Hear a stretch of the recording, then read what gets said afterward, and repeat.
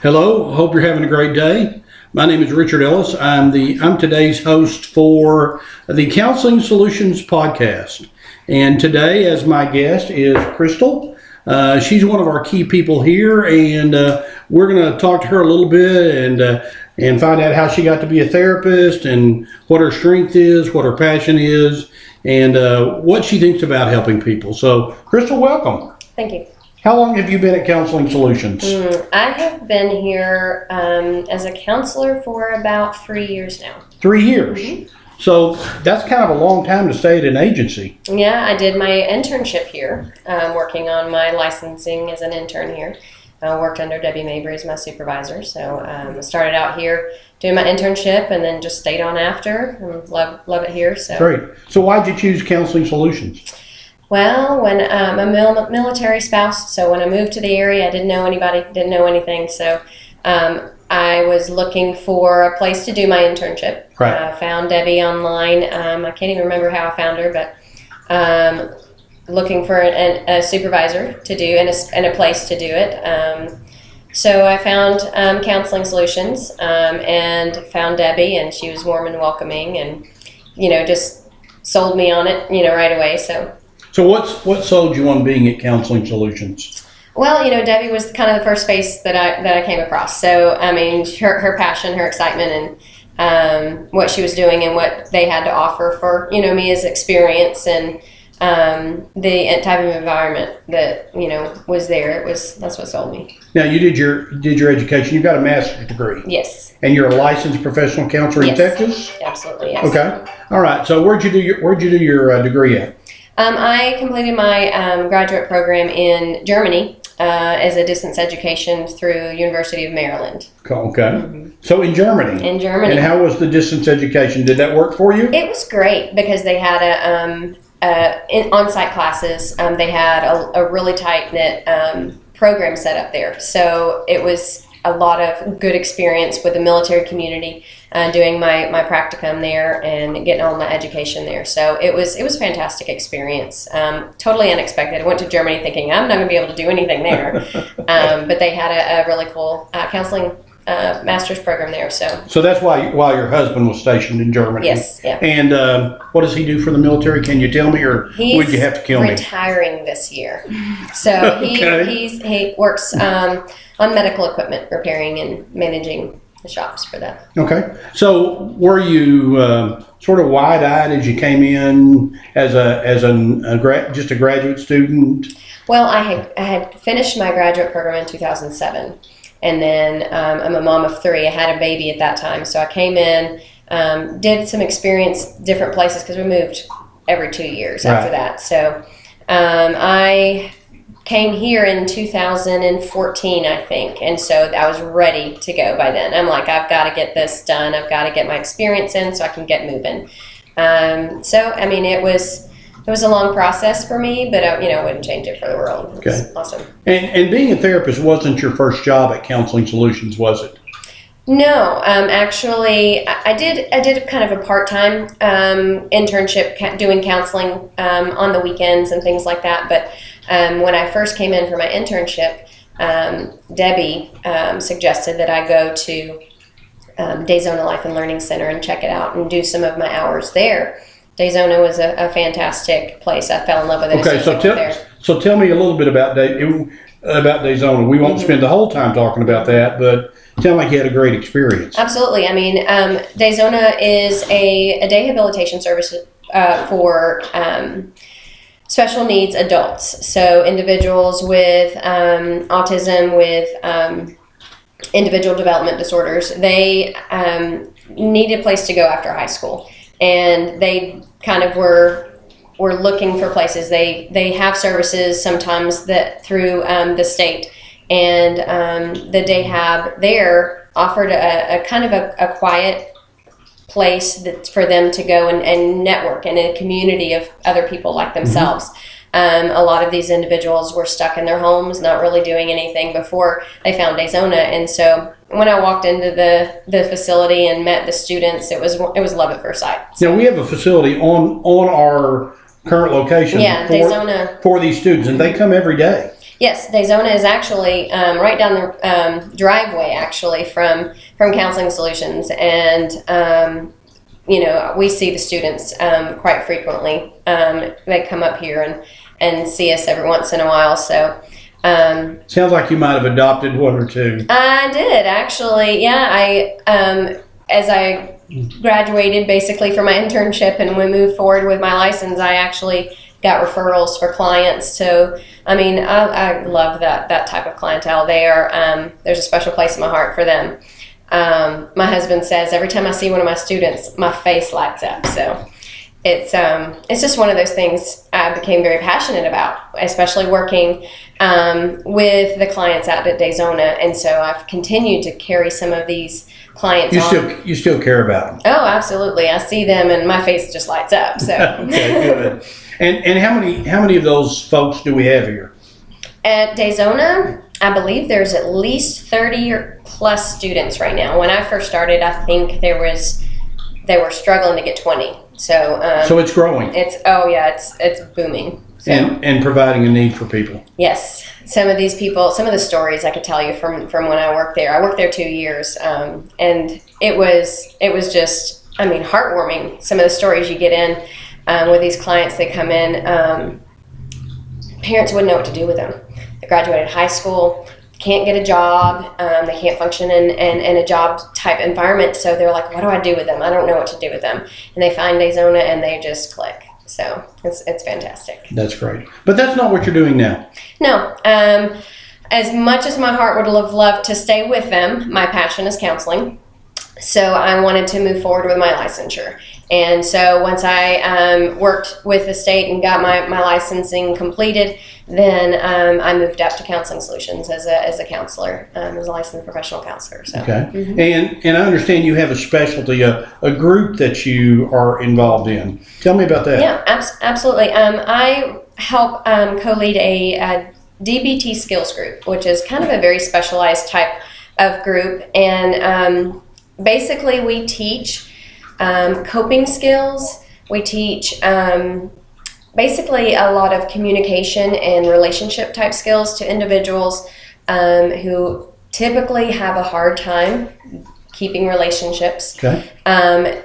Individuals who have a hard time regulating their emotions. They feel like they're always, living life on a 10. Up or down. Mm-hmm. Yeah, living life, feeling everything at a level 10, whether they're depressed or whether they're excited, everything's at that level. And so they have a hard time regulating that. That must be hard to experience life that way. Absolutely. When we teach these skills groups, we give them coping mechanisms and ways to see that they have the power to change the way that they see the world around them, the way that they work in relationships, and some of them they just need a gentle guiding of like, I don't know what to do. So sure. We're there to provide that. Now, you mentioned that you're teaching coping skills. Mm-hmm. Can you give our audience today a recent example of a client that you might have worked with that came in and reported that they learned a coping skill, were able to apply that, and their life was better as a result? Absolutely. We actually, it's kind of exciting to hear the stories that come back through.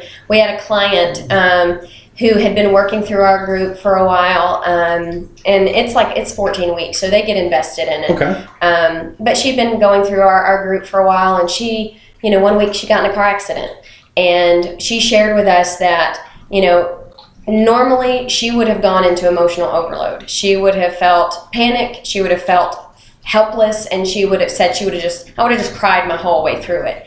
But after being in the skills group for a while, she realized she had some coping mechanisms, some skills that she learned that said, I can actually go into what we call wise mind.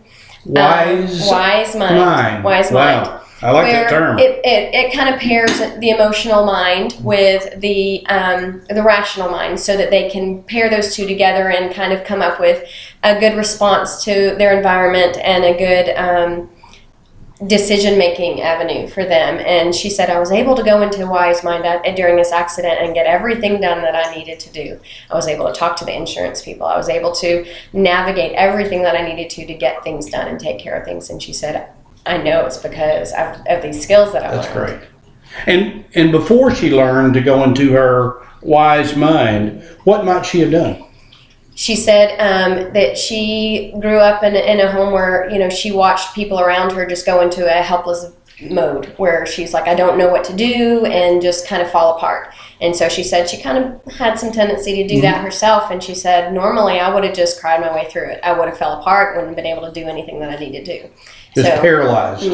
Absolutely. But was able to navigate that. Able to navigate that situation and come back in and share with the rest of the group her accomplishment. So. And how does she feel about that, being able to make that, for her, probably huge change? She said it was a huge deal. She said to be able to do that, I felt so proud. So proud. Yeah. How does it make you feel? Like I'm making a difference. And that feels good. Yeah. Yeah. And that's what you want to be about. Absolutely. Making a difference. That's why I got into this field. Okay. Tell me a few of the coping skills you teach.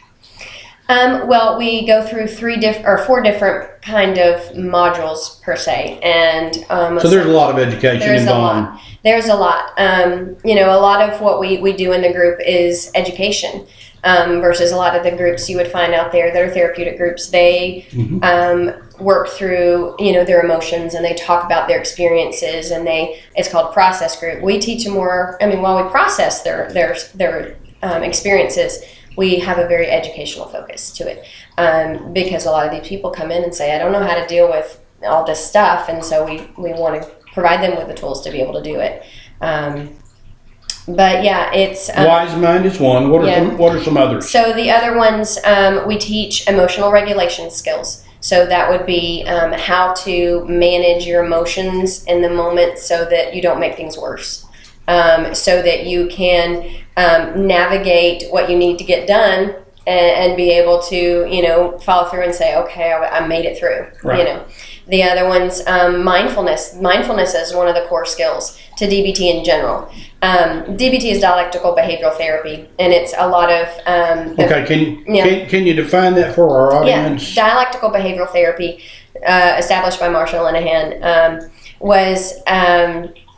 it's basically a program that helps. It was kind of geared for borderline personality disorder as far as the diagnosis. Okay. Now tell us. Yeah. Okay. I know. Yeah, translate that for me a little bit. Yeah, it's individuals who, like we talked about before, that would fit into this group. Individuals who find difficulty having that emotional regulation. They're always on that level 10.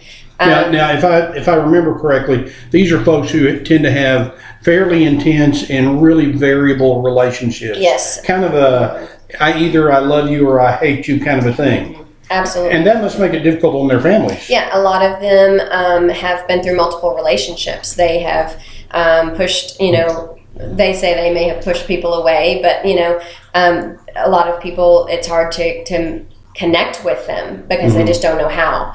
And to maintain those relationships long term. So they have very difficult times keeping and maintaining relationships, building relationships as well. Are folks with that diagnosis, is that usually a result of some trauma that they've suffered? They have usually a very difficult background, whether they grew up in homes that are very invalidating, where they didn't have a lot of encouragement and nobody to teach them how to regulate their emotions. Sure. And a lot of trauma sometimes is in their background. Addictions as well? Addictions is a lot of, there's what we call comorbidity, where they have a lot of these symptoms, and it goes along with either a self-harming type behaviors or addiction behaviors as well. So they've seen a lot of that growing up. Absolutely. Okay. So, Marshall Linehan saw a great need for these individuals that have, been kind of labeled with that diagnosis. I know we don't like to label them in our field, but it's something that she had a passion for, seeing, okay, this clientele needs specific type of help. Yeah. Other things are not working well. Yeah. So she developed dialectical behavioral therapy, and basically dialectical means kind of the merging of the black and white thinking. There's two sides of the coin. A lot of individuals in our group and that benefit from our group, they struggle with that black and white thinking. They tend to live in extremes. Yes, extremes. Everything is one or the other, one side of the coin or the other, or 0 to to 90 to 100. I mean, it's there's very little in between.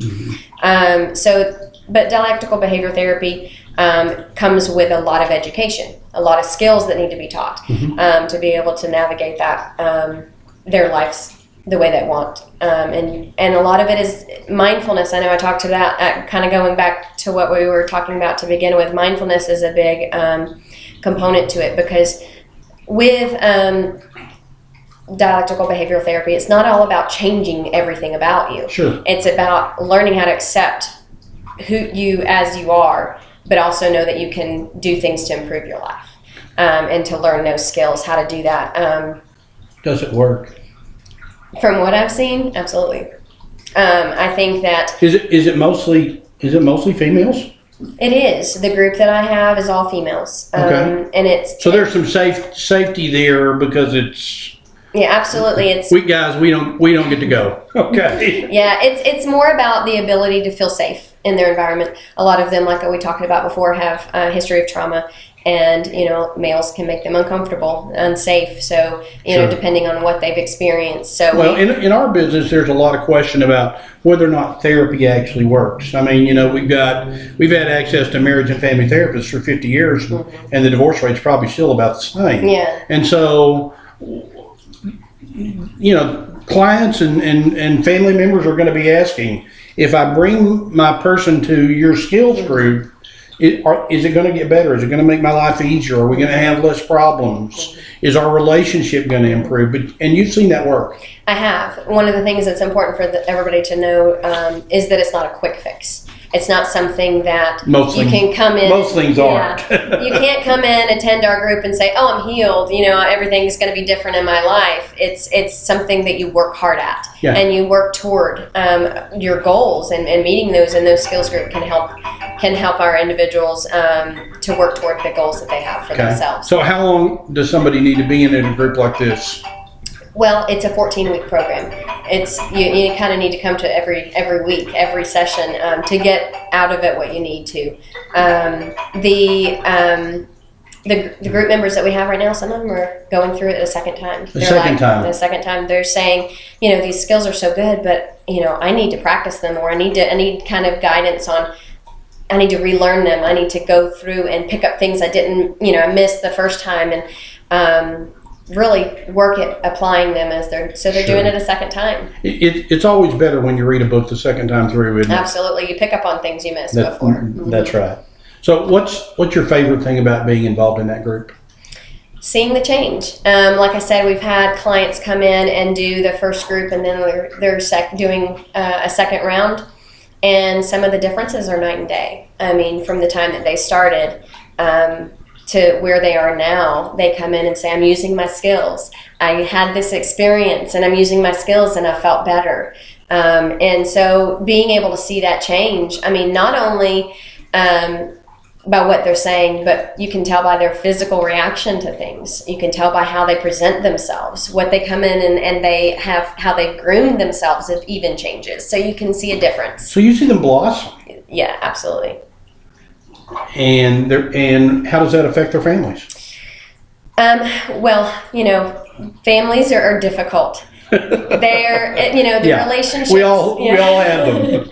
Relationships are often one of the hardest things because they have to work on fixing themselves in certain areas to be able to relate to other people in a way that makes it more of a back and forth communication. Yeah, and every time somebody in a family changes, it forces the family to make some changes. Absolutely, and not as well, and that's not easy to do. Yeah, because they've gotten used to living a certain way, behaving a certain way, relating a certain way, and when one person changes, everybody has to change. Absolutely, and sometimes everybody else is not ready to change. Yeah. So it takes a lot of work for them to say, I'm ready to change, and then they're getting resistance at home for them to say, I want to keep going, So that's the group helps encourage them to say, keep using your skills. They'll catch on eventually. They'll learn too.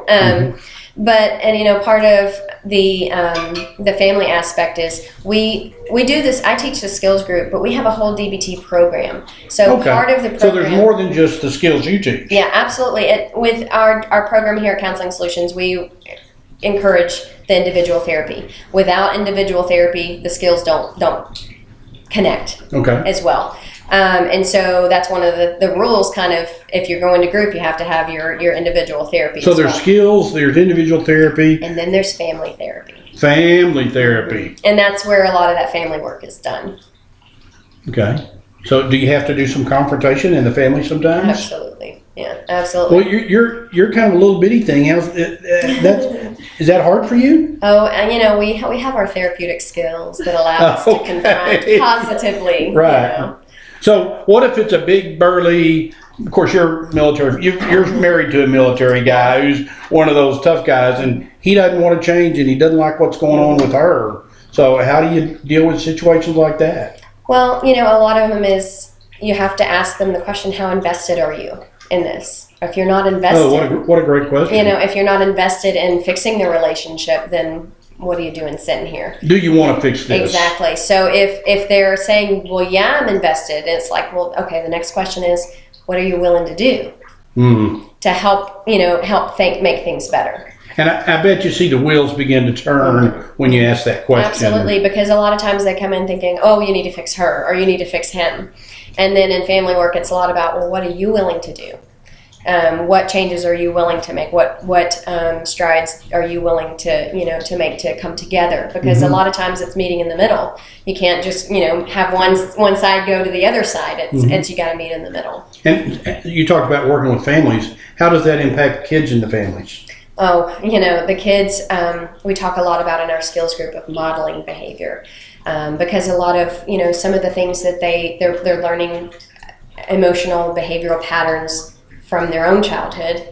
And so, when you have a kid growing up with an individual that is struggling to regulate their emotions, they're not going to end up learning from that behavior. So if you've got addiction, trauma in a grandparent, gets passed on to a parent, gets passed on to a kid, to sometimes to the third and fourth, probably in generational to a degree. Yes. Okay. Absolutely. Do you ever see extended families, including grandparents and as well? We have this fun little tool in counseling called a genogram, and it's basically like map of your family tree. Right. And it helps you see certain behaviors that have been passed down, modeled behavior that you have seen kind of go down throughout the generations. And begin to see the trauma. Have you done a genogram on your family, Crystal? Yes, that was one of the fantastic experiences. How many generations? It was my genogram went back at least 3 generations. Yeah. I did 7 with mine. Oh yeah. And learned some things about some patterns in my family that I did not know.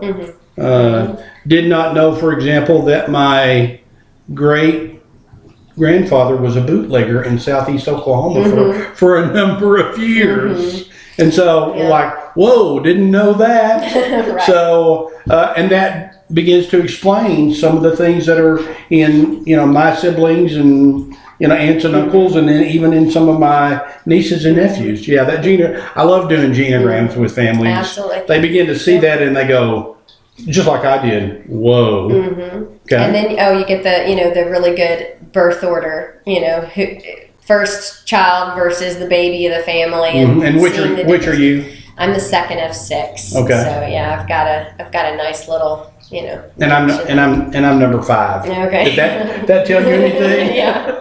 That explains some things, doesn't it? Absolutely. Okay. So what are the next steps for you, Crystal, as you sort of go in terms of your journey as a therapist? Now, you're a military family, right? Absolutely. Are coming to the end of that? My husband is retiring this year. And so, that may mean some more moving for our family as we settle. Don't tell me you're leaving us. Well, it's one of those things. We'll see. Okay. whatever happens. It's just that's what's meant to be for our family. But you love working here, so it'd be a great spot to stay. Absolutely, this is. We're gonna twist her arm. Absolutely, Counseling Solutions. We're going to give her a raise. Awesome. Okay. So I noticed that you've got a Tennessee Titans jersey. Yeah. How does that help you get along in Texas? It doesn't serve me well very often. No, I bet not. I think I found one other person that I've met that is a Titans fan in the area, and we've been here 3 years. So, So how did you get to be a Titans fan? Well, we were military family. Right. My dad was military too. My husband and I met in the Nashville area. Where? So, Nashville, Tennessee. I know. Where in Nashville? Clarksville, Tennessee. Okay, I know. So at Fort Campbell. Right. We met there, and my husband was, he was a Titans fan. They were building that year. I remember. Yeah. So they were good, strong team coming out of the gate. Okay. So yeah. And where did they move from? They moved from Houston. That's right. They were the Houston Oilers before they became the Tennessee Titans. So. That's right. Mm-hmm. Okay. And so still a Titans fan. Yes. I'm one of those, you pick a team, you got to stay with them. So you can't just go back and forth. Well, even though she is a Titans fan, we love her anyway. Mm-hmm. She does a great job for us here at Counseling Solutions, and clearly has a passion for working with the clients that she works with, cares about what happens, wants their relationships to be better, wants them to be better in terms of how they're functioning. And we thank you for joining us today at our podcast for Counseling Solutions. We're located in Killeen, Texas, and we want to be of service. We want to be of help. And if we can be helpful to you, please let us know. Thanks for joining us. Bye-bye. Bye-bye. Bye-bye, Crystal. Bye.